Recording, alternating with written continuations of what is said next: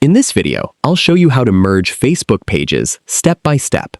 First, sign into Facebook and make sure you have full control or the required access to both pages you want to merge. Open the page you want to keep, then go to Settings and Privacy and select Settings. Look for the Merge Pages option, which may be available under Page Settings or access-related options depending on your version of Facebook. Select the page you want to merge with the current page, then review the information carefully. Make sure both pages have similar names, represent the same business or organization, and meet Facebook's requirements for merging. Follow the on-screen instructions and submit the merge request.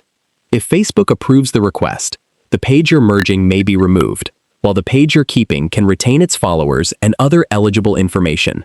Before merging, save any important content from the page that will be removed because some information may not transfer.